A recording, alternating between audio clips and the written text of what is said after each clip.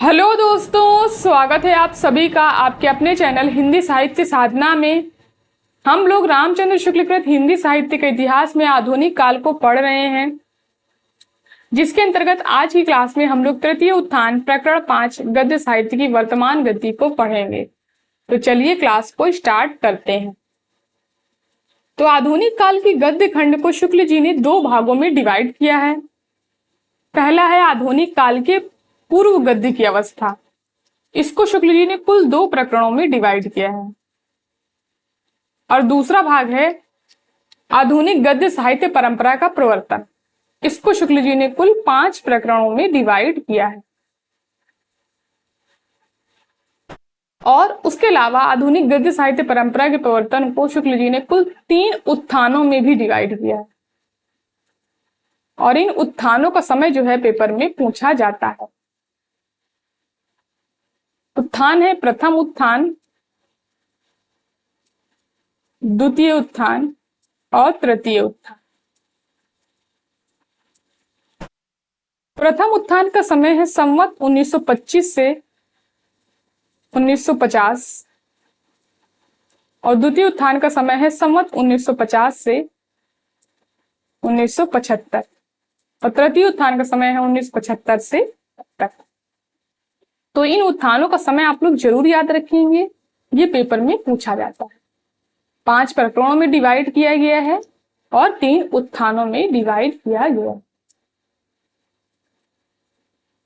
अब हम लोग प्रकरण 5 को पढ़ेंगे। प्रकरण 5 के अंतर्गत हम लोग देखेंगे कि तृतीय उत्थान के अंतर्गत किस प्रकार की परिस्थितियां थी, लेखकों और ग्रंथकारों की बढ़ती संख्या का क्या परिणाम हुआ और आधुनिक भाषा का स्वरूप क्या था, गद्य साहित्य के विविध अंगों का संक्षिप्त विवरण और उनकी प्रवृत्तियां और किस प्रकार की कहानियां, नाटक, उपन्यास जो है वो तृतीय उत्थान के अंतर्गत रचे गए। इन सारी चीजों को हम लोग आज की क्लास में देखने वाले हैं। तो चलिए पढ़ना स्टार्ट करते हैं। इस तृतीय उत्थान में हम वर्तमान काल में पहुंचते हैं जो अभी चल रहा है। इसमें आकर हिंदी गद्य साहित्य के भिन्न भिन्न क्षेत्रों के भीतर नए रास्ते, जिनमें कई एक पर विलायती गलियों के नाम की तख्तियां भी लगी हैं। विलायती गलियों के नाम की तख्तियां यानी कि कई एक क्षेत्र जो है हिंदी साहित्य के वो विदेशों से लेकर के रखे गए हैं। यहाँ पर क्षेत्र हमारे गद्य साहित्य का यह काल अभी हमारे सामने है। इसके भीतर रहने के कारण इसके संबंध में हम या हमारे सहयोगी जो कुछ कहेंगे वह इस काल का अपने संबंध में अपना निर्णय होगा। सच पूछिए तो वर्तमान काल जो भी चल रहा है हमसे इतना पीछे दूर नहीं छूटा कि इतिहास के भीतर आ सके। इससे यहाँ आकर हम अपने गद्य साहित्य के विविध अंगों का संक्षिप्त विवरण ही इस दृष्टि से दे सकते हैं कि उसके भीतर की भिन्न भिन्न प्रवृत्तियां लक्षित हो जाएं। तो कह रहे हैं कि हम जो है इसकी प्रवृत्तियों को लक्षित करेंगे, भिन्न भिन्न प्रवृत्तियों की विशेषताओं के बारे में बताएंगे, जिससे कि इनकी प्रवृत्तियां जो है वो लक्षित हो जाएं, समझ में आ जाएं। सबसे पहले ध्यान लेखकों और ग्रंथकारों की दिन दिन बढ़ती संख्या पर जाता है। यानी कि आधुनिक काल के तृतीय उत्थान के अंतर्गत क्या हुआ कि लेखकों और ग्रंथकारों की संख्या जो है वो बढ़ने लगी थी।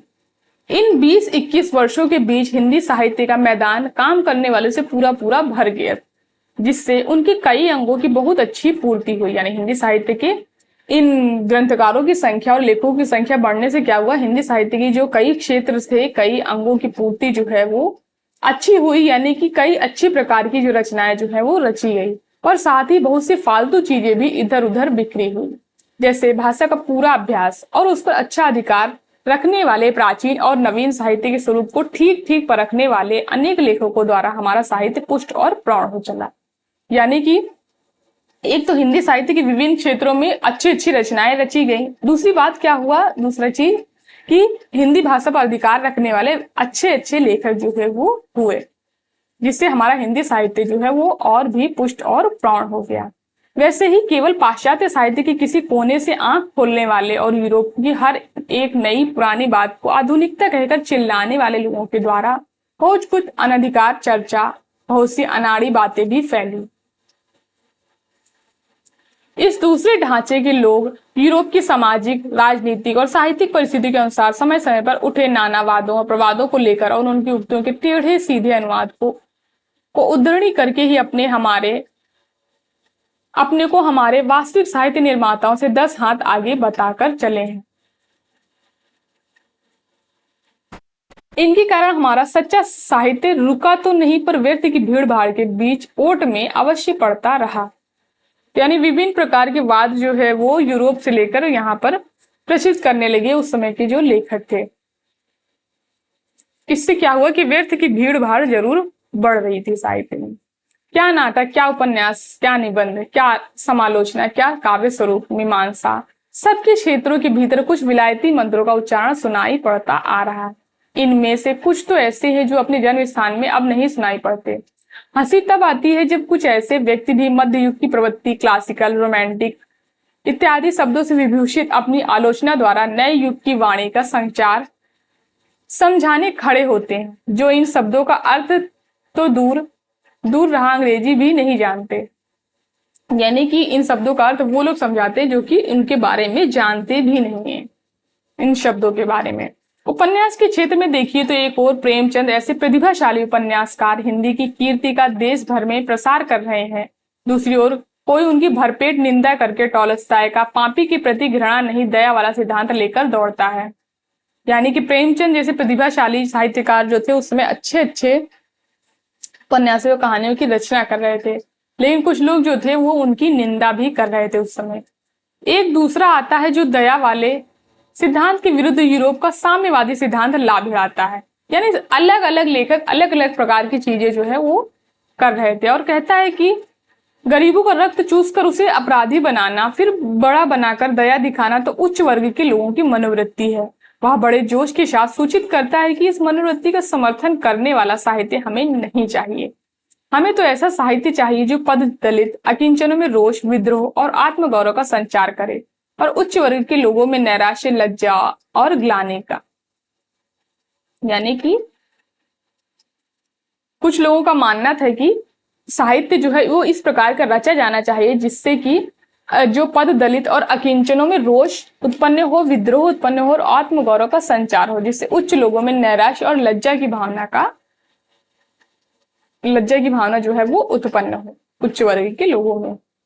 एक और स्वर्गीय जयशंकर प्रसाद जी अपने नाटकों द्वारा यह साफ झलका देते हैं कि प्राचीन ऐतिहासिक वृत्ति लेकर चलने वाले नाटकों की रचना के लिए काल विशेष के भीतर के तथ्य बटोरने वाला कैसा विस्तृत अध्ययन और उन तथ्यों द्वारा अनुमित सामाजिक स्थिति के सजीव ब्यौरे सामने खड़े करने वाले कैसी सूक्ष्म कल्पना चाहिए। दूसरी ओर कुछ लोग ऐसे नाटकों के प्रति उपेक्षा का सा भाव दिखाते हुए बर्नार्ड शॉ आदि का नाम लेते हैं और कहते हैं कि आधुनिक युग समस्या नाटकों का है। तो जो स्वर्गीय जयशंकर प्रसाद है उन्होंने कई ऐतिहासिक नाटकों की रचना की, जैसे चंद्रगुप्त, स्कंदगुप्त। तो इसके लिए एक विशेष काल विशेष के भीतर के तथ्य को बटोरना और उनको इतिहास के हिसाब से रखना ये बहुत ज्यादा आवश्यक है। लेकिन कुछ लोग जो है वो कह रहे हैं कि ये समय इन सारी चीजों का नहीं है। बर्नार्ड शॉ का नाम लेते हैं और कहते हैं कि ये आधुनिक समय जो है वो आधुनिक युग जो है वो समस्या नाटकों का है, ऐतिहासिक नाटकों का नहीं। यह ठीक है कि विज्ञान की साधना द्वारा संसार के वर्तमान युग का बहुत सा रूप यूरोप का खड़ा किया हुआ है, पर इसका क्या मतलब है कि युग का सारा रूप विधान यूरोप ही करे और हम आराम से जीवन के सब क्षेत्रों में उसी के दिए हुए रूप को लेकर रूपवान बनते चले। तो शुक्ल जी कह रहे हैं कि चलो ठीक है, आधुनिक युग जो है वो समस्या नाटकों का है। विज्ञान की साधना से संसार के वर्तमान युग का बहुत सा रूप जो है वो यूरोप के द्वारा खड़ा किया हुआ है, लेकिन क्या ये सारी चीजें जो है यूरोप के द्वारा दी हुई हम लेकर चले, हम अपने हाथ पर हाथ धरे बैठे रहे और उसी से रूपवान बनते चले?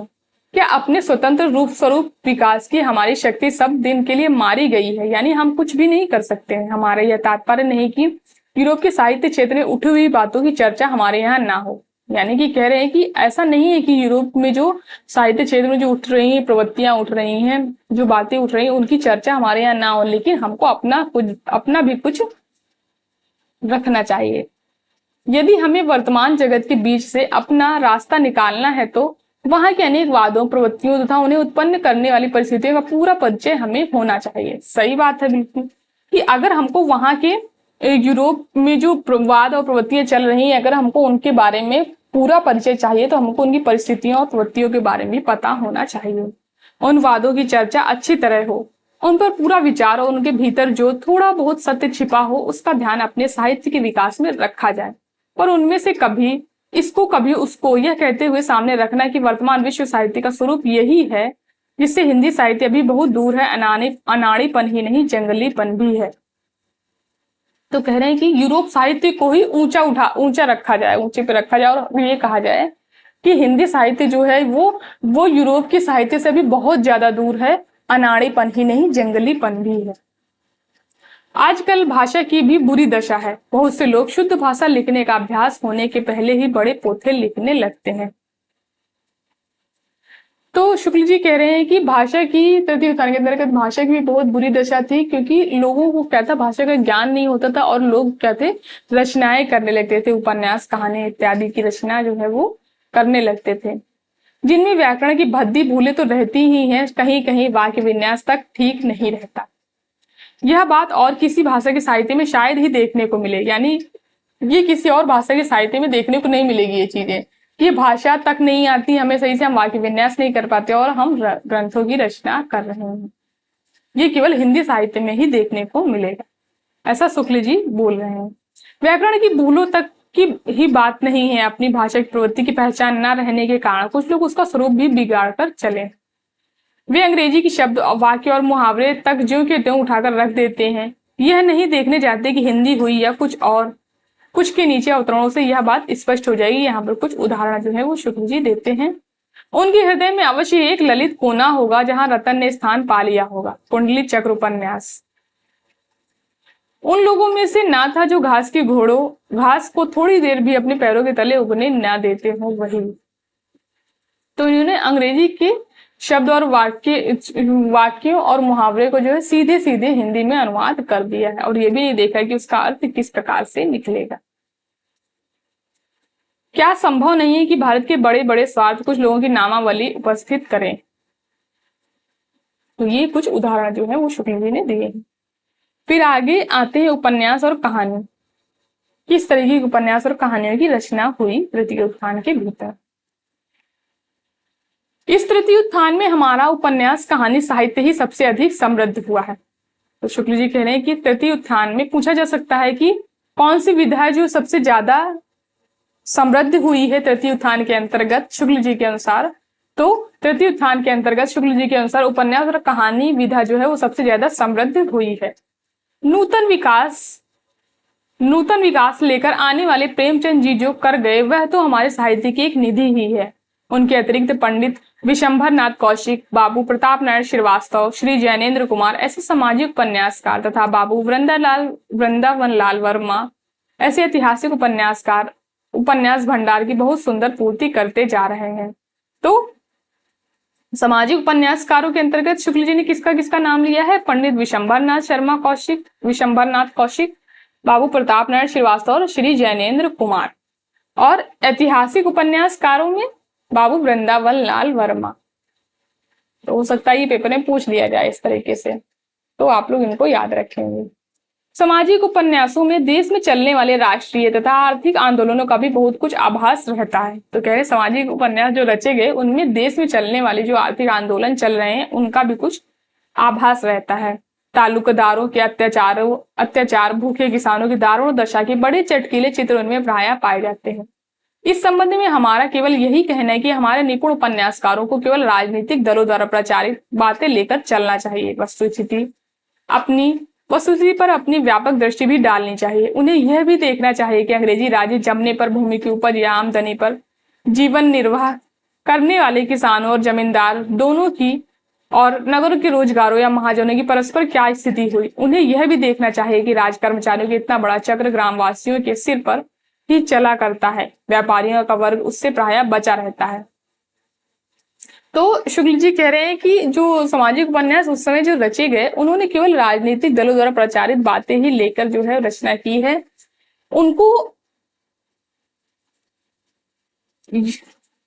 पृष्ठभूमि पर भी आने की जरूरत है, धरातल पर भी आने की जरूरत है और ये देखने की जरूरत है कि जो किसानों की क्या दशा है उस समय, नगर और रोजगारी जो महाजन हैं उनकी स्थिति क्या है, और कर्मचारियों का जो इतना बड़ा चक्र है वो केवल और केवल किसानों पर ही क्यों चलता है, व्यापारी वर्ग पर क्यों नहीं चलता। तो इन सारी विषयों को लेकर भी उपन्यासों की रचना होनी चाहिए। भूमि ही यहाँ सरकारी आय का प्रधान उद्गम बना दी गई है। व्यापार श्रेणियों की को यह सुविधा विदेशी व्यापार को फलता फूलता रखने के लिए दिया गया था, जिससे उनकी दशा उन्नत होती आई और भूमि से संबंध रखने वाले सब वर्गों की, क्या जमींदार, क्या किसान, क्या मजदूर, गिरती गई। जमींदारों के अंतर्गत हमें 98% साधारण जमींदारों को लेना चाहिए, 2% बड़े तालुकदारों को नहीं। किसान और जमींदार एक को तो सरकार की भूमि कर संबंधी नीति से पिसते आ रहे हैं, दूसरी उन्होंने भूखों मारने वाले नगरों के व्यापारी जो इतने घोर श्रम से पैदा की हुई भूमि की उपज का भाव अपने लाभ की दृष्टि से गिराते बढ़ाते हैं। भाव किसानों जमींदारों के हाथ में नहीं। किसानों से 20 सेर के भाव से अन्न लेकर व्यापारी 7-8 सेर के भाव से बेचा करते हैं, यानी कि बहुत कम ही पैसे में जो है वो किसानों से ले लेते हैं व्यापारी और नगरों में जाकर उनको ऊंचे पैसों में बेचते हैं। नगरों के मजदूर तक पान बीड़ी के साथ सिनेमा देखने जाते हैं। गांव के जमींदार किसान कष्ट से किसी प्रकार दिन काटते हैं। कहने का तात्पर्य यह है कि हमारे उपन्यासकारों को देश के वर्तमान जीवन, कह रहे हैं कि जो राजनीतिक परिस्थितियां लेकर के उपन्यासों की रचना कर रहे हैं तो उपन्यासकार, तो उनको क्या करना चाहिए, उनको हमारे जो उपन्यासकार हैं उनको देश के वर्तमान जीवन के भीतर अपनी दृष्टि गड़ा कर देखनी चाहिए। और जो किसान जमींदार हैं इनकी दशाओं को लेकर भी उपन्यासों की रचना करनी चाहिए। केवल राजनीतिक दलों की बातों को लेकर नहीं चलना चाहिए। साहित्य को राजनीति के ऊपर रहना चाहिए, सदा उसके इशारों पर ही न नाचना चाहिए। वर्तमान जगत में उपन्यास की बड़ी शक्ति है। वर्तमान जगत में उपन्यास की बड़ी शक्ति है। समाज जो रूप पकड़ रहा है उसके भिन्न भिन्न वर्गों में जो प्रवृत्तियां उत्पन्न हो रही हैं, उपन्यास उनका विशेष प्रत्यक्षीकरण ही नहीं करते, आवश्यकता अनुसार उसके ठीक विन्यास, सुधार तथा निराकरण की प्रवृत्ति भी उत्पन्न कर सकते हैं। यानी कह रहे हैं कि उसका स्वरूप ही नहीं व्यक्त करते जो उपन्यास है। उपन्यास क्या है, वर्तमान जगत में एक बड़ी शक्ति है। वो समाज में जो रूप चल रहा है उसको प्रकट ही नहीं करते, बल्कि उनके समस्याओं को प्रकट ही नहीं करते, बल्कि उनका निराकरण की प्रवृत्ति भी उत्पन्न करते हैं। समाज के बीच खान पान के व्यवहार तक में जो भद्दी नकल होने लगी है। गर्मी के दिनों में भी सूट बूट कसकर टेबलों पर जो प्रीति भोज होने लगा है, यानी यूरोपियों के ढंग पर, विदेशों के ढंग पर जो गर्मी के दिनों में भी सूट बूट कसकर टेबलों पर जो प्रीति भोज होने लगा है, उसको हंसकर उड़ाने की सामर्थ्य उपन्यासों में ही है। लोक या किसी जनमानस के बीच काल की गति के अनुसार जो गुण और चिंत परिस्थितियां खड़ी होती रहती हैं, उनको गोचर रूप में सामने लाना और कभी कभी निस्तार का मार्ग भी प्रत्यक्ष करना उपन्यासों का ही काम है। यानी इन सारी चीजों पर उपन्यासों की रचना होनी चाहिए, शुक्ल जी ऐसा बोल रहे हैं। लोक की सामयिक परिस्थितियां तक ही न रहकर जीवन के नित्य स्वरूप की विषमताएं और उलझन सामने रखने वाले उपन्यास भी यूरोप में लिखे गए हैं और लिखे जा रहे हैं। जीवन में कुछ बातों का जो मूल्य चिरकाल से निर्धारित चला आ रहा है, जैसे पाप और पुण्य का, उनकी मीमांसा में भी उपन्यास प्रवृत्त हुआ है। इस प्रकार उपन्यासों का लक्ष्य वहां क्रमशः ऊंचा होता गया, जिससे जीवन के नित्य स्वरूप का चिंतन और अनुभव करने वाले बड़े बड़े कवि इधर उपन्यास के क्षेत्र में काम करते दिखाई देते हैं। बड़े हर्ष की बात है कि हमारे हिंदी साहित्य में भी बाबू भगवती चरण वर्मा ने चित्रलेखा नामक इस ढंग का एक सुंदर उपन्यास प्रस्तुत किया है, जिसमें पाप पुण्य मीमांसा को प्रस्तुत किया गया है। तो इस तरीके के लेखक कौन हुए? बाबू भगवती चरण वर्मा, और इनका उपन्यास है चित्रलेखा। इसमें आप लोग बाबू भगवती चरण वर्मा का उपन्यास चित्रलेखा ये याद रखेंगे। द्वितीय उत्थान के भीतर बंगला से अनुदित अथवा उनके आदर्श पर लिखे गए उपन्यासों में देश के सामान्य जनता के गृहस्थ और पारिवारिक जीवन के बड़े मार्मिक और सच्चे चित्र रहा करते थे। प्रेमचंद जी उपन्यासों में भी निम्न और मध्यम श्रेणी के गृहस्थों के जीवन का बहुत सच्चा स्वरूप मिलता रहा है। तो प्रेमचंद के उपन्यासों में निम्न और मध्यम श्रेणी के पात्रों को लेकर ही उपन्यासों की रचना हुई है। पर इधर बहुत से ऐसे उपन्यास सामने आ रहे हैं जो देश के सामान्य भारतीय जीवन से हटकर बिल्कुल यूरोपीय रहन सहन के सांचे में ढले हुए एक बहुत छोटे से वर्ग का जीवन चरित हो यहाँ से वहां तक अंकित करते हैं। उसमें mister, missus, miss, professor, hostel, club, drawing room, tennis match, cinema, motor पर हवाखोरी, कॉलेज की छात्रावास के बीच प्रणय व्यवहार इत्यादि ही सामने आते हैं। यानी कि यूरोप के ढंग पर, उनके रहन सहन के सांचे में ढल करके बहुत सारे उपन्यासों की रचना जो है वो हो रही है। यह ठीक है कि अंग्रेजी शिक्षा के दिन दिन बढ़ते प्रचार से देश के आधुनिक जीवन का भी यही पक्ष हो गया है, पर सामान्य पक्ष नहीं है। भारतीय रहन सहन, खान पान, रीति व्यवहार प्राय सारी जनता के बीच बने हुए हैं। देश के असली सामाजिक और घरेलू जीवन की दृष्टि से ओझल करना हम अच्छा नहीं समझते। यहाँ तक कि सामाजिक उपन्यासों की बात हो, ऐतिहासिक उपन्यास बहुत कम देखने में आ रहे हैं। तो ये जो ऊपर बातें हुई, ये सामाजिक उपन्यासों की बातें हुई कि इस तरीके के उपन्यास जो है वो रचे जा रहे हैं तृतीय उत्थान के भीतर। ऐतिहासिक उपन्यास जो है वो शुक्ल जी कह रहे बहुत कम रचे गए हैं। एक प्रकार से तो यह अच्छा है, जब तक भारतीय इतिहास के भिन्न भिन्न कालों में सामाजिक स्थिति और संस्कृति का अलग अलग विशेष रूप से अध्ययन करने वाले और उस सामाजिक स्थिति के सूक्ष्म ब्यूरो की अपनी ऐतिहासिक कल्पना द्वारा उद्भावना करने वाले लेखक तैयार ना हो, तब तक ऐतिहासिक उपन्यासों में हाथ लगाना ठीक नहीं है। तो कह रहे हैं कि एक तो ऐतिहासिक उपन्यास कम रचे गए हैं, दूसरी बात शुक्ल जी कह रहे हैं कि ये ठीक भी है, क्योंकि ऐतिहासिक उपन्यास को रचने के लिए आपको उस समय की परिस्थितियों का, उस समय की जो सामाजिक स्थिति है और संस्कृति का अलग अलग अध्ययन करना होगा और उसी के हिसाब से कल्पना की उद्भावना भी करनी पड़ेगी। और जो ऐसा कर सकता है वही ऐतिहासिक उपन्यासों की रचना करे। द्वितीय उत्थान के भीतर जो ऐसे ऐतिहासिक उपन्यास लिखे गए या बंग भाषा से अनुवाद करके लाए गए, उनमें देश काल की परिस्थिति का अध्ययन नहीं पाया जाता। अब किसी ऐतिहासिक उपन्यास में यदि बाबर के सामने हुक्का रखा जाएगा, गुप्त काल में गुलाबी और फिरोजी रंग की साड़ियां, इत्र, मेज पर सजे गुलदस्ते, झाड़ फनूस लाए जाएंगे, सभा के बीच खड़े होकर व्याख्यान दिए जाएंगे और उन पर करतल ध्वनि होगी, बात बात में धन्यवाद, सहानुभूति, ऐसे शब्द तथा सार्वजनिक कार्यों में भाग लेना, ऐसे फिक्रे पाए जाएंगे, तो काफी हंसने वाले और नाक बहुत सिकोड़ने वाले मिलेंगे। इससे इस जमीन पर बहुत समझ बूझ कर पैर रखना होगा।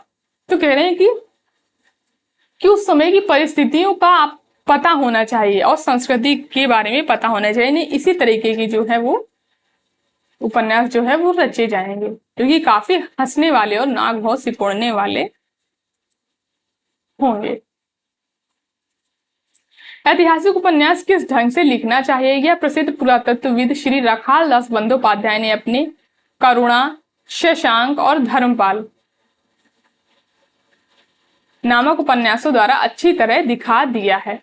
तो पुरातत्वविद है ये राखाल दास बंदोपाध्याय। इनके उपन्यास है करुणा, शशांक और धर्मपाल। प्रथम दो के अनुवाद हिंदी में हो गए हैं, यानी करुणा और शशांक के अनुवाद जो है वो हिंदी में हो गए हैं।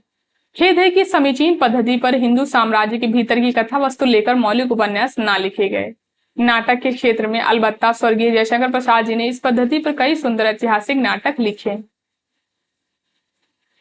जैसे कि चंद्रगुप्त, स्कंदगुप्त और ध्रुव स्वामिनी। इसी पद्धति पर उपन्यास लिखने का अनुरोध हमने उनसे कई बार किया था, जिसके अनुसार शुंग काल, पुष्यमित्र, अग्निमित्र का समय का चित्र उपस्थित करने वाला एक बड़ा मनोहर उपन्यास लिखने में उन्होंने हाथ भी लगाया था, पर साहित्य की दुर्भाग्य से उसे अधूरा छोड़कर ही चल बसे। वर्तमान काल में ऐतिहासिक उपन्यास के क्षेत्र में केवल बाबू वृंदावन लाल वर्मा दिखाई दे रहे हैं, जिन्होंने भारतीय इतिहास के मध्य युग के प्रारंभ में बुंदेलखंड की स्थिति लेकर गढ़कुंडार और विराट की पद्मिनी। तो वृंदावन लाल वर्मा के उपन्यास देखते हैं, गढ़कुंडार और विराट की पद्मिनी नामक दो बड़े सुंदर उपन्यास इन्होंने लिखे हैं। विराट की पद्मिनी की कल्पना तो अत्यंत रमणीय है, तो इन दोनों ही उपन्यासों को आप लोग याद रखेंगे।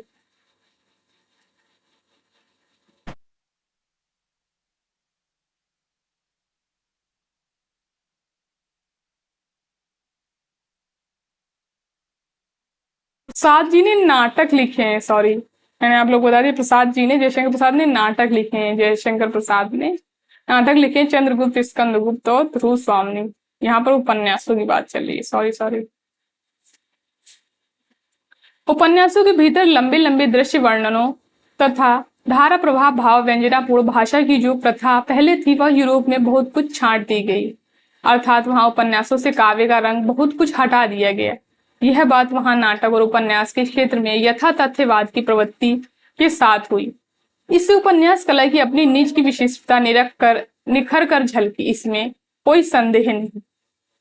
यह विशिष्टता यह है कि घटनाएं और पात्रों के क्रियाकलाप के भावों को बहुत कुछ व्यक्त कर दें। पात्रों के प्रगल्भ भाषण की उतनी उपेक्षा ना रहे। पात्रों के थोड़े से मार्मिक शब्द ही हृदय पर पड़ने वाले प्रभाव को पूर्ण कर दें। इस तृतीय उत्थान का आरंभ होते होते हमारे हिंदी साहित्य के उपन्यास का यह पूर्ण विकसित और परिष्कृत स्वरूप लेकर स्वर्गीय प्रेमचंद्र जी आए। द्वितीय उत्थान के मौलिक उपन्यासकारों में शील व चित्र की उद्भावना नहीं के बराबर थी। प्रेमचंद जी के कुछ पात्रों में ऐसे स्वाभाविक ढांचे की व्यक्तिगत विशेषताएं मिलने लगी, जिन्हें सामने पाकर अधिकांश लोगों को यह भाषित हो कि कुछ इसी ढंग की विशेषता वाले व्यक्ति हमने कहीं ना कहीं देखे हैं। ऐसी व्यक्तिगत विशेषता ही सच्ची है, जिससे झूठी विशेषता और वर्तमान विशेषता दोनों से अलग समझना चाहिए। मनुष्य प्रकृति की व्यक्तिगत विशेषताओं का संगठन भी प्रकृति के और विधानों के समान कुछ ढर्रों पर होता है, अतः ये विशेषताएं बहुतों को लखाई पड़ती रहती हैं, चाहे वे उन्हें शब्दों में व्यक्त ना कर सके। प्रेमचंद किसी चलती और पात्रों के अनुरूप रंग बदलने वाली भाषा भी पहले नहीं देखी गई थी। अतः अंतः प्रकृति शील के उत्तरोत्तर उद्घाटन का कौशल भी प्रेमचंद जी के दो एक उपन्यासों विशेषता गबन में देखने में आता है। अंतः प्रकृति या शील के उत्तरोत्तर का उद्घाटन, अंतः प्रकृति का उद्घाटन जो है वो प्रेमचंद के उपन्यास गबन में देखने में मिलता है। सत्य और असत्य, भला और बुरा, दो सर्वथा भिन्न वर्ग करके पात्र निर्माण करने के अस्वाभाविक प्रथा की इस तृतीय उत्थान में बहुत कुछ प्रवृत्ति जो है वो कम हुई, पर मनोवृत्ति की अस्थिरता का वह चित्र अभी बहुत कुछ दिखाई पड़ा है, जिसके अनुसार कुछ परिस्थितियों में मनुष्य अपने शील स्वभाव के सर्वथा विरुद्ध आचरण कर जाता है। उपन्यासों से भी प्रचुर विकास हिंदी में छोटी कहानियों का हुआ। कहानियां, अब यहाँ पर ये जो पंक्ति है ये इंपॉर्टेंट है। कहानियां बहुत तरह की लिखी गई, उनके अनेक प्रकार के रूप रंग प्रकट हुए। इसमें तो कोई संदेह नहीं कि उपन्यास और छोटी कहानियां दोनों के साथ ढांचे हमें पश्चिम से लिए हैं भी ये ढांचे बड़े सुंदर। हम समझते हैं कि उन ढांचों की तरह उन ढांचों तक ही रहना चाहिए, यानी कह रहे हैं कि जो ढांचे लिए गए हैं उपन्यास और छोटी कहानियों के वो पश्चिम से लिए गए हैं। हम समझते हैं कि ढांचों तक ही रहना चाहिए। पश्चिम में भिन्न भिन्न दृष्टियों से किए हुए उनके वर्गीकरण, उनके संबंध में निरूपित तरह तरह के सिद्धांत, कहानियों का हमारे वर्तमान हिंदी साहित्य में इतनी अनेक रूपता के साथ विकास हुआ कि उनके संबंध में हम अपने कुछ स्वतंत्र सिद्धांत स्थिर कर सकते हैं, अपने ढंग पर उनके भेद उपभेद निरूपित कर सकते हैं। इसकी आवश्यकता समझने के लिए उदाहरण लीजिए। छोटी कहानियों की जो आदर्श और सिद्धांत अंग्रेजी की अधिकतर पुस्तकों में दिए गए हैं, उनके अनुसार छोटी कहानियों में शील या चरित्र विकास का अवकाश नहीं रहता है। यानी कि कहानी जो होती है इतनी छोटी होती है कि उनमें चरित्र विकास का अवकाश यानी इतना समय नहीं रहता है। पर प्रेमचंद की एक कहानी है बड़े भाई साहब, जिसमें चरित्र चित्रण के अतिरिक्त तो कुछ है ही नहीं। जिस संग्रह के भीतर यह कहानी है उसकी भूमिका में प्रेमचंद जी ने कहानी विकास को बड़ा भारी कौशल कहा है। यानी कि बड़े भाई साहब जिस कहानी संग्रह में है उसकी भूमिका में प्रेमचंद जी कहते हैं कि कहानी विकास को उन्होंने बड़ा भारी कौशल कहा है। छोटी कहानियों के छोटे मोटे संग्रह निकलते हैं, उनमें भूमिका के रूप में अंग्रेजी पुस्तकों से लेकर कुछ सिद्धांत प्राय रख दिए जाते हैं। यह देखकर दुख होता है, विशेषकर करके तब जब उन सिद्धांतों से सर्वथा स्वतंत्र कई सुंदर कहानियां उन संग्रहों के भीतर ही मिल जाती हैं। उपन्यास और नाटक दोनों से काव्य तो काव्य बहुत कुछ निकलने की प्रवृत्ति किस प्रकार यूरोप में हुई और दृश्य वर्णन, प्रगल्भ, भाव व्यंजना, अलंकारिक चमत्कार आदि किस प्रकार हटाए जाने लगी, इसका उल्लेख भी अभी कराएं। उनके अनुसार इस तृतीय उत्थान में हमारे उपन्यासों के ढांचे में कुछ परिवर्तन हुआ। परिच्छेदों के आरंभ में लंबे लंबे काव्य में दृश्य वर्णन जो पहले रहा करते थे बहुत कम हो गए। पात्रों के भाषण का ढंग भी कुछ अधिक स्वाभाविक और व्यवहारिक हुआ। उपन्यासों को काव्य के निकट रखने वाला पुराना ढांचा एक बारगी जो है वो छोड़ दिया गया। छोड़ा क्यों जाए, उसके भीतर हमारे भारतीय कथात्मक गद्य प्रबंधों जैसे कादम्बरी, हर्षचरित के स्वरूप की परंपरा छिपी हुई है। यूरोप उसे छोड़ रहा है, छोड़ दे। यह कुछ आवश्यक नहीं कि हम हर कदम उसी के पीछे रखें, यानी कि यूरोप छोड़ रहा है तो वो छोड़ दे, हम क्यों छोड़ दें उसको। अब ये आदत छोड़नी चाहिए। कहीं कहीं हांडी का कोई उपन्यास पढ़ा और उसमें अवसाद या दुखवाद की गंभीर छाया देखी तो चट बोल उठे कि अभी हिंदी के उपन्यासों को यहाँ पहुंचने में देरी है। बौद्धों के दुखवाद का संस्कार किस प्रकार जर्मनी के शोपन हावर से होता हुआ हांडी तक पहुंचा, यह भी जानना चाहिए। यूरोप में नाटक और उपन्यास से काव्य तो निकाल कर बाहर करने का जो प्रयत्न हुआ है उसका कुछ कारण है। तेरे जो यूरोप में जो नाटक उपन्यास से काव्य तो निकाल कर बाहर कर दिया गया उसका कुछ कारण है। वहां जब फ्रांस और इटली के कलावादियों द्वारा काव्य भी बेलबूटी की नक्काशी की तरह जीवन से सर्वथा पृथक कहा जाने लगा, तब जीवन को ही लेकर चलने वाले नाटक और उपन्यास को उससे सर्वथा पृथक समझा जाना स्वाभाविक ही था। पर इस अत्यंत पार्थक्य का आधार प्रमाद के अतिरिक्त और कुछ नहीं। जगत और जीवन के नाना पक्षों को लेकर प्रकट काव्य भी बराबर चलेगा और उपन्यास भी चलेंगे।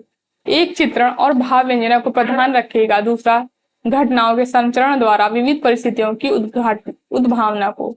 उपन्यास न जाने कितनी ऐसी परिस्थितियां सामने लाते हैं जो काव्य धारा के लिए प्रकृति का मार्ग खोलती है। उपन्यासों और कहानियों के सामाजिक और ऐतिहासिक ये दो भेद जो है बहुत ज्यादा प्रत्यक्ष है। ढांचे के अनुसार जो मुख्य 3 भेद हैं, कथा के रूप में, आत्मकथा के रूप में और चित्री पत्री के रूप में, तो यानी कि उपन्यास और कहानी के 2 भेद जो है ये बहुत प्रचलित हैं कि सामाजिक और ऐतिहासिक। लेकिन ढांचे के अनुसार 3 भेद किए हैं शुक्ल जी ने, कथा के रूप में, आत्मकथा के रूप में और चित्री पत्री के रूप में किए गए हैं। उनमें से अधिकतर उदाहरण तो प्रथम के ही सर्वत्र हुआ करते हैं, यानी प्रथम प्रकार के उदाहरण यानी कथा के रूप में तो मिलती हैं ज्यादातर कहानियां और उपन्यास। द्वितीय उदाहरण भी अब हिंदी में काफी हैं, जैसे दिल की आग, जीपी श्रीवास्तव। तृतीय उदाहरण हिंदी में बहुत कम पाए जाते हैं, चित्री पत्री वाले, जैसे चंद हसीनों के खतूत। इस ढांचे में उतनी सजीवता भी नहीं है। अब यहाँ पर कुछ उपन्यासों का उदाहरण दिए हैं शुक्ल जी ने, इनको भी हम लोग देख लेते हैं। कथा वस्तु के स्वरूप और लक्ष्य के अनुसार हिंदी के अपने उपन्यासों में हमें ये भेद दिखाई पड़ते हैं। तो कथा वस्तु के स्वरूप के अनुसार जो है वो भेद किया है शुक्ल जी ने। घटना व चित्र, पहला है घटना व चित्र प्रधान, अर्थात केवल कौतूहलजनक जैसे जासूसी और वैज्ञानिक आविष्कारों का चमत्कार दिखाने वाले उपन्यास। इनमें साहित्य का गुण अत्यंत अल्प होता है, केवल इतना ही होता है कि आश्चर्य और कौतूहल जगाते हैं। दूसरा है मनुष्य के अनेक पारस्परिक संबंधों की मार्मिकता पर प्रधान लक्ष्य रखने वाले, जैसे प्रेमचंद जी का सेवा सदन, निर्मला, गोदान, श्री विशंभर नाथ कौशिक का मां, भिखारणी, श्री प्रताप नारायण श्रीवास्तव का विदा, विकास, विजय, चतुर्सेन शास्त्री का हृदय की प्यास। तो ये जो उपन्यास है ये मनुष्य के अनेक पारस्परिक संबंधों के मार्मिकता पर प्रधान लक्ष्य रखने वाले उपन्यास है। फिर तीसरा है समाज के भिन्न भिन्न वर्गों की परस्पर स्थिति और उनके संस्कार चित्रित करने वाले उपन्यास, यानी समाज के भिन्न भिन्न वर्गों की स्थिति को और संस्कारों को चित्रित करने वाले उपन्यास है प्रेमचंद जी का रंगभूमि, कर्मभूमि और प्रसाद जी का कंकाल और तितली। ये समाज के भिन्न भिन्न वर्गों की स्थिति और संस्कार को चित्रित करते हैं। चौथा है अंतर्वृत्ति तथा शील वैचित्र और उसकी विकास क्रम अंकित करने वाले उपन्यास हैं प्रेमचंद जी का गबन और जैनेन्द्र कुमार का तपोभूमि और सुनीता। ये दोनों उपन्यास जो हैं तीनों, ये अंतर्वृत्ति और शील वैचित्र को और उसके विकास क्रम को उत्पन्न करने वाले हैं। फिर अगला है भिन्न भिन्न जातियों और मतानुयायियों के बीच मनुष्यता के व्यापक संबंध पर जोर देने वाले राजा राधिका रमण प्रसाद सिंह का राम रहीम। समाज के पाखंड पूर्ण कुत्सित पक्षों का उद्घाटन और चित्रण करने वाले पांडे बेचन शर्मा उर्र का दिल्ली का दलाल, सरकार तुम्हारी आंखों में और बुधुआ की बेटी। तो समाज के पाखंड पूर्ण कुत्सित पक्षों का उद्घाटन करने वाले उपन्यास जो हैं वो हैं पांडे बेचन शर्मा उर्र के दिल्ली का दलाल, सरकार तुम्हारी आंखों में और बुधुआ की बेटी। ये पेपर में पूछे जा सकते हैं इस तरीके से प्रश्न, तो इनको आप लोग याद रखेंगे कि जैसे घटना व चित्र प्रधान अर्थात केवल कौतूहल जगाने वाले उपन्यास, समाज के भिन्न भिन्न वर्गों की परस्पर परिस्थिति और उनके संस्कार को चित्रित करने वाले उपन्यास कौन कौन से हैं, और ऑप्शन में ये उपन्यास जो है वो दिए जाएंगे। तो इस तरीके पेपर में पूछा जा सकता है। फिर 7वां है बाह्य और अभ्यंतर प्रकृति की रमणीयता का समन्वित रूप में चित्रण करने वाले सुंदर और अलंकृत पद विन्यास उपन्यास, जैसे स्वर्गीय श्री चंडी प्रसाद हृदय का मंगल प्रभात। तो बाह्य और अभ्यंतर प्रकृति को प्रकट करने वाले उपन्यासों में आएंगे चंडी प्रसाद हृदय का मंगल प्रभात उपन्यास आएगा। अनुसंधान और विचार करने पर इसी प्रकार की और दृष्टियों से कुछ भेद किए जा सकते हैं। सामाजिक और राजनीतिक सुधारों के जो आंदोलन देश में चल रहे हैं उनका आभास भी बहुत से उपन्यासों में मिलता है। प्रवीण उपन्यासकार उनका समावेश और बहुत सी बातों के बीच रचना कौशल के साथ करते हैं। प्रेमचंद जी के उपन्यास और कहानियों में भी ऐसे आंदोलन का आभास जो है वो प्रायः मिलता है, पर उनमें जहां भी राजनीतिक उद्धार या समाज सुधार का लक्ष्य बहुत स्पष्ट हो गया है वहां उपन्यासकार का रूप छिप गया है और प्रचारक प्रोपेगेंडिस्ट का रूप ऊपर आ गया है। तो यहाँ से जो है उपन्यास और जो छोटी कहानियां, उपन्यास और कहानियों का जो बारे में शुक्ल जी ने बताया, पृथ्वी उत्थान के भीतर किन किन की रचना हुई, वो यहाँ से हो गया है। अब यहाँ हम लोग देखेंगे छोटी कहानियां किस प्रकार की रची गई हैं पृथ्वी उत्थान के भीतर। छोटी कहानियां, जैसे कि ऊपर कहा जा चुका है कि छोटी कहानियों का विकास तो हमारे यहाँ और भी विशद और विस्तृत रूप में हुआ और उसमें वर्तमान कवियों का भी पूरा योग रहा है। उनके इतने रूप रंग हमारे सामने आए हैं कि वे सब के सब पाश्चात्य लक्षणों और आदर्शों के भीतर नहीं समा सकते। तो सब में विस्तार के किसी नियम का पालन मिलेगा, ना चरित्र विकास का अवकाश। एक संवेदना या मनोभाव का सिद्धांत भी कहीं कहीं ठीक न घटेगा। उसके स्थान पर हमें मार्मिक परिस्थिति की एकता मिलेगी, जिसके भीतर कई ऐसी संवेदनाओं का योग रहेगा जो सारी परिस्थितियों को बहुत ही मार्मिक रूप देगा। श्री चंडी प्रसाद हृदय की उन्मादनी का जिस परिस्थिति में पर्यवसान होता है उसमें पूरन का शत्रुदेह, सौदामिनी का अपसे स्नेह और कालीशंकर की स्तब्धता तीनों का योग है। जो कहानियां किसी मानवीय परिस्थिति लक्ष्य में रखकर चलेंगी उनमें बाह्य प्रकृति के भिन्न भिन्न रूप रंगों सहित और परिस्थिति का विशद चित्रण भी बराबर मिलेगा। घटनाएं और कथोपकथन बहुत अल्प रहेंगे। हृदय जी की कहानियां प्राय इसी ढंग की हैं। उन्मादनी में घटना गतिशील नहीं है, शांति निकेतन में घटना और कथोपकथन दोनों कुछ नहीं। यह भी कहानी का एक ढंग है, यह हमें मानना पड़ेगा। पाश्चात्य आदर्श का अनुकरण इसमें नहीं है, ना सही। तो चंडी प्रसाद हृदय की कितनी कहानियों का यहाँ पर जिक्र किया है शुक्ल जी ने? उन्मादनी और शांति निकेतन।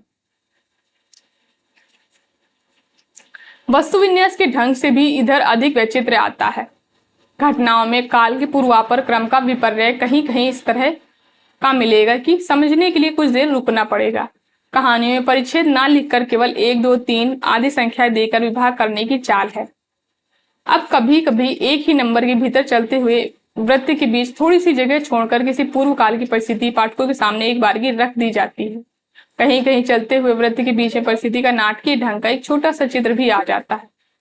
इस प्रकार के चित्र में चारों ओर सुनाई पड़ते हुए शब्दों का संघात भी सामने रखा जाता है। अब यहाँ पर बाजार की सड़क का यह कोलाहल जो है यहाँ पर दिया जा रहा है कि किस प्रकार से कहानी में किया जाता है। मोटरों, तांगों और इक्को के आने जाने का मिलित स्वर, चमचमाती हुई कार का म्यूजिकल हॉर्न, बचना भैये, हटना, राजा बाबू, अक्खा तिवारी जी हैं, नमस्कार। तो इस तरीके से बाजार का जो कोलाहल है जो कहानियों में इस तरीके रखा जाता है। हिंदी में जो कहानियां लिखी गई स्थूल दृष्टि से देखने पर वे इन प्रणालियों पर चली दिखाई पड़ती हैं। तो अब किस प्रकार की कहानियों की रचना जो है वो पृथ्वी उत्थान के भीतर हुई, उनको हम लोग यहाँ पर देख लेते हैं। सादे ढंग से केवल कुछ अत्यंत व्यंजक घटनाएं और थोड़ी सी बातचीत सामने लाकर क्षिप्र गति से किसी गंभीर संवेदना या मनोभाव को परिवर्तित होने वाली, तो उसका बहुत कुछ अच्छा नमूना स्वर्गीय गुलेरी जी की प्रसिद्ध कहानी उसने कहाता है। तो ये जो है ये प्रश्न पेपर में पूछा जा चुका है कि परिवर्तित होने वाली कहानी कौन सी है, तो वो है उसने कहा था, ये आ चुका है। पंडित भगवती प्रसाद वाजपेयी की निंदिया लागी और पेंसिल स्केच नाम की कहानियां भी इसी ढंग की हैं। ऐसी कहानियों में परिस्थिति की मार्मिकता अपने वर्णन या व्याख्या द्वारा हृदयंगम करने का प्रयत्न लेखक नहीं करता, उसका अनुभव व पाठक पर छोड़ देता है। परिस्थिति के विषय और मार्मिक कभी कभी रमणीय और अलंकृत वर्णनों और व्याख्यानों के साथ मंद मधुर गति से चलकर किसी एक मार्मिक परिस्थिति में परिवेशित होने वाली किस प्रकार की कहानियां हैं? स्वर्गीय चंडी प्रसाद हृदयेश की उन्मादिनी, शांति निकेतन, इस प्रकार की कहानियां हैं। ऐसी कहानियों में परिस्थिति के अंतर्गत प्रकृति चित्रण भी रहता है। फिर तीसरी है उक्त दोनों के बीच की पद्धति करके चलने वाली, यानी कि सादे ढंग से कुछ अत्यंत व्यंजक घटनाएं सामने लाने वाली, परिस्थिति के विषय और मार्मिक कभी कभी रमणीय और अलंकृत वर्णों और व्याख्यानों के साथ मंद मंद गति से चलने वाली कहानी। इन दोनों का मिला जुला रूप जो है वो चलने वाली ये है तीसरी वाली, जिसमें घटनाओं की व्यंजकता और पाठकों की अनुभूति पर पूरा भरोसा न करके लेखक भी कुछ मार्मिक व्याख्या करता चलता है। उदाहरण प्रेमचंद जी की कहानियां हैं। पंडित विशंभरनाथ शर्मा कौशिक, पंडित जनार्दन प्रसाद झा, द्विज इत्यादि अधिकांश लेखकों की कहानियां अधिकतर इसी पद्धति पर चलती हैं, यानी ये दोनों ही ढंगों को लेकर के जो जिन लेखकों ने कहानियां लिखी हैं उनकी बात की जा रही है यहाँ पर। उनमें से हैं प्रेमचंद और विशंभरनाथ शर्मा कौशिक, जनार्दन प्रसाद झा, दोनों ही तरीकों को लेकर कहानियां रची हैं। फिर चौथा है घटना और संवाद दोनों में गुण, व्यंजना और रमणीय कल्पना की सुंदर समन्वय साथ चलने वाली। उदाहरण प्रसाद जी की और राय कृष्णदास जी की कहानियां हैं। किसी तथ्य का प्रतीक खड़ा करने वाली लाक्षणिक कहानी, जैसे पांडे बेचन शर्मा उग्र का भुनगा। अब वस्तु समष्टि के स्वरूप की दृष्टि से भी बहुत से वर्ग किए जा सकते हैं। अब ये तो वर्ग किया है शुक्ल जी ने स्थूल दृष्टि से देखने पर, कि मतलब सूक्ष्म दृष्टि से देखने पर, स्थूल दृष्टि से देखने पर कौन कौन से भेद हो सकते हैं, और ये वस्तु समष्टि के स्वरूप के आधार पर कितने वर्ग किए जा सकते हैं। सामान्य जीवन की किसी स्वरूप की मार्मिकता सामने लाने वाली अधिकतर कहानियां इस वर्ग के अंतर्गत आएंगी। दूसरा है भिन्न भिन्न वर्गों के संस्कार का स्वरूप सामने रखने वाली, जैसे प्रेमचंद जी की शतरंज के खिलाड़ी और ऋषभ चरण जैन का दान नाम की कहानी। फिर तीसरा है किसी मधुर या मार्मिक प्रसंग कल्पना के सहारे किसी ऐतिहासिक काल का खंड चित्र दिखाने वाली, जैसे राय कृष्णदास जी की गहुला और जयशंकर प्रसाद की आकाशदीप कहानी। यानी कि किसी मधुर या मार्मिक प्रसंग कल्पना के सहारे किसी ऐतिहासिक काल का खंड चित्र दिखाने वाली जो कहानी है वो है, एक तो है राय कृष्ण जी की गहुला कहानी और जयशंकर प्रसाद की आकाशदीप कहानी। तो ये इंपॉर्टेंट हो जाता है और ये पेपर में पूछा जा सकता है कि इस प्रकार की कहानियां कौन कौन सी हैं। फिर चौथा है देश की सामाजिक और आर्थिक व्यवस्था से पीड़ित जन समुदाय की दुर्दशा सामने लाने वाली कहानियों में है भगवती प्रसाद वाजपेयी की निंदिया लागी, हृदय गति तथा जैनेन्द्र कुमार की अपना अपना भाग्य। समाज की देश की सामाजिक और आर्थिक व्यवस्था से पीड़ित जन समुदाय की दुर्दशा को सामने लाने वाली कहानियों में है निंदिया लागी, हृदय गति और अपना अपना भाग्य। राजनीतिक आंदोलन में सम्मिलित नवयुवकों के स्वदेश प्रेम, त्याग, साहस और जीवनोत्सर्ग का चित्र खड़ा करने वाली, जैसे पांडे बेचन शर्मा उग्र की उसकी मां नाम की कहानी। छठा है समाज के भिन्न भिन्न क्षेत्रों के बीच धर्म, समाज सुधार, व्यापार, व्यवसाय, सरकारी काम, नई सभ्यता आदि की ओट में होने वाले पाखंड पूर्ण पापाचार के चटकीले चित्र सामने लाने वाली कहानियां, जैसे उग्र जी का है, उग्र जी की हैं। उग्र जी की भाषा जो है वो बड़ी अनूठी, चपलता और आकर्षक वैचित्र के साथ चलती है। उस ढंग की भाषा उन्हीं के उपन्यासों और चांदनी ऐसी कहानियों में ही मिल सकती है। फिर सातवां वर्ग है सभ्यता और संस्कृति की किसी व्यवस्था के विकास का आदिम रूप झलकाने वाली कहानी। राय कृष्णदास जी के अंतःपुर का आरंभ, श्रीमंत समंत की चंबेली की कथा, चंबेली की कली और श्री जैनेन्द्र कुमार की बाहुबली कहानी। आठवां वर्ग है अतीत की किसी पौराणिक या ऐतिहासिक कालखंड के बीच अत्यंत मार्मिक और रमणीय प्रसंग का अवस्थान करने वाली कहानियां, जैसे श्री बिंदु ब्रह्मचारी और श्रीमंत समंत यानी पंडित बालकराम विनायक की कहानियां इसके अंतर्गत आएंगी। ये कहानियां कथामुखी नाम की पत्रिका में निकली थी। इनमें से कुछ के नाम ये हैं: वन भागिनी, कृतिका, हिरम्या और बाहुमान, कनक प्रभा, श्वेतादीप का तोता क्या पढ़ता था, चंबेली की कली। इनमें से कुछ कहानियों में एशिया के भिन्न भिन्न भागों, ईरान, तुर्किस्तान, अर्मेनिया, चीन, सुमात्रा, जावा इत्यादि में भारतीय संस्कृति और प्रभाव का प्रसार है दिखाने वाले प्रसंगों की अनूठी उद्भावना पाई जाती है। जैसे हिरम्या और बाहुबान में ऐसी कहानियों में भिन्न भिन्न देशों में प्राचीन संस्कृति के अध्ययन की त्रुटियां अवश्य कहीं कहीं खटकती हैं। जैसे हिरम्या और बाहुबान में आर्य पारसिक और सामी अरब सभ्यता का घपला है। फिर एशिया के भिन्न भिन्न भागों में भारतीय सभ्यता, भारतीय संस्कृति और प्रभाव की झलक जयशंकर प्रसाद की आकाशदीप कहानी में भी है। फिर 9वां वर्ग है हास्य व्यंग्य द्वारा मनोरंजन करने वाली कहानियां। जैसे जेपी श्रीवास्तव, श्री अन्नपूर्णानंद और कांतानाथ पांडे जी की चोंच जी की कहानी, वो हास्य व्यंग्य द्वारा मनोरंजन करने वाली कहानियों के अंतर्गत आएंगी। इस श्रेणी की कहानियों का अच्छा विकास हिंदी में नहीं हो पाया, यानी हास्य व्यंग्य वाली कहानी विकास जो है वो हिंदी में नहीं हो पाया। अन्नपूर्णानंद जी का हास्य रुचिपूर्ण है। चोंच जी की कहानियां तिरंजित होने पर भी व्यक्तियों के कुछ स्वाभाविक ढांचे सामने लाती हैं। जीपी श्रीवास्तव की कहानियों में शिष्ट और परिष्कृत हास्य की मात्रा कम पाई जाती है। समाज के चलते जीवन के किसी विकृत पक्ष को या किसी वर्ग के व्यक्तियों की बेढंगी विशेषताओं का हंसाने योग्य बनाकर सामने लाना भी बहुत कम दिखाई पड़ रहा है। यह बात कहनी पड़ती है कि शिष्ट और परिष्कृत हास्य का जैसा सुंदर विकास पाश्चात्य साहित्य में हुआ, वैसा अपने यहाँ भी नहीं देखने में आ रहा है। पर हास्य का जो स्वरूप हमारे संस्कृत नाटकों और फुटकल पद्यों में मिलता है, वह बहुत ही समीचीन, साहित्य सम्मत और वैज्ञानिक है।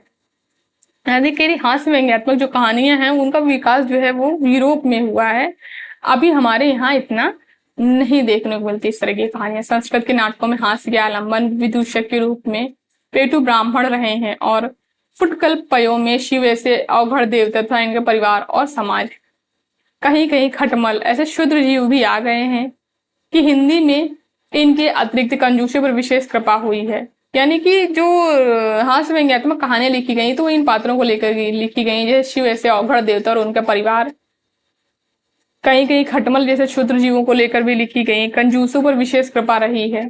पर ये सब आलम्बन जिस ढंग से सामने लाए गए हैं उसे देखने से स्पष्ट हो जाएगा कि रस सिद्धांत का पालन बड़ी सावधानी से हुआ है। रसों में हास्य रस का जो स्वरूप और स्थान है, यदि वह बराबर दृष्टि में रहे तो अत्यंत उच्च और उत्कृष्ट श्रेणी के हास्य का प्रवर्तन हमारे साहित्य में हो सकता है। हास्य के आलंबन में विनोद तो होता ही है, उसके प्रति कोई ना कोई भाव और जैसे राग, द्वेष, घृणा, उपेक्षा, विरक्ति साथ साथ लगा रहता है। हास्य रस के जो भारतीय आलंबन ऊपर बताए गए हैं वे सब इस ढंग से सामने लाए गए हैं कि उनके प्रति द्वेष, घृणा इत्यादि न उत्पन्न होकर एक प्रकार का राग या प्रेम ही उत्पन्न होता है। यह व्यवस्था हमारे रस सिद्धांत के अनुसार है। स्थायी भावों में आधे सुखात्मक हैं और आधे दुखात्मक। हास्य आनंदात्मक भाव है। एक ही आश्रय में एक ही आलंबन के प्रति आनंदात्मक और दुखात्मक भावों की एक साथ स्थिति नहीं हो सकती। हास्य रस में आश्रय के रूप में किसी पात्र की अपेक्षा नहीं होती, श्रोता या पाठक का आश्रय रहता है। अतः रस की दृष्टि से हास्य में द्वेष और घृणा नामक दुखात्मक भावों की गुंजाइश नहीं है। हास्य के साथ जो दूसरा भाव आ सकता है वह संचारी के रूप में ही। द्वेष या घृणा का भाव जहां रहेगा वहां हास्य की प्रधानता नहीं रहेगी, वहां उपहास हो जाएगा, उसमें हास्य का सच्चा स्वरूप रहेगा ही नहीं। उसमें तो हास्य को द्वेष का व्यंजक या उसका आच्छादक मात्र समझना चाहिए। जो बात हमारे यहाँ की रस व्यवस्था के भीतर स्वतः सिद्ध है वही यूरोप में इधर आकर एक आधुनिक सिद्धांत के रूप में यूं कही गई है कि उत्कृष्ट हास्य वही है जिसमें आलंबन के प्रति एक प्रकार का मनोभाव उत्पन्न हो, अर्थात यह प्रिय लगे। यहाँ तक तो बात ठीक रही, पर यूरोप नूतन सिद्धांत प्रवर्तक बनने के लिए उत्सुक रहने वाले चुप कब रह सकते हैं। वे 2 कदम आगे बढ़कर आधुनिक मनुष्यतावाद या भूत दयावाद का सर ऊंचा करते हुए बोले कि उत्कृष्ट हास्य वह है जिसमें आलंबन के प्रति दया या करुणा उत्पन्न हो। कहने की आवश्यकता नहीं कि यह होली, मुहर्रम अथवा सर्वथा अस्वाभाविक, अवैज्ञानिक और रस विरुद्ध है। दया या करुणा दुखात्मक भाव है, हास्य आनंदात्मक, दोनों प्रकार की एक स्थिति बात की बात है। यदि हास्य के साथ एक ही आश्रय में किसी और भाव का सामंजस्य हो सकता है तो प्रेम या शक्ति का ही हो सकता है। भगवान शंकर के बौड़म पनघर किस भक्तिपूर्ण विनोद के साथ वर्णन किया जाता है, वे किस प्रकार बनाए जाते हैं, यह हमारे यहाँ रारी सी मची है त्रिपुरारी के तबेला में देखा जा सकता है। हास्य का स्वरूप बहुत ठीक सिद्धांत पर प्रतिष्ठित होने पर भी अभी तक उसका ऐसा विस्तृत विकास हमारे साहित्य में नहीं हुआ जो जीवन के अनेक क्षेत्रों में जैसे राजनीतिक, साहित्यिक, धार्मिक, व्यवसायिक आलंबन लेकर खड़ा करे। तो यहां तक ही हम लोग पढ़ेंगे, छोटी कहानियों तक ही पढ़ेंगे हम लोग। अगली क्लास में हम लोग पृथ्वी उत्थान के भीतर किस प्रकार के नाटकों की रचना हुई, कौन सी परिस्थितियां थी, इन सारी चीजों का जो है अध्ययन अगली क्लास में करेंगे। इस बुक को आप लोग मेरे टेलीग्राम चैनल हिंदी साहित्य साधना पर जाकर पढ़ सकते हैं, वहां पर आपको इसकी पीडीएफ जो है वो मिल जाएगी।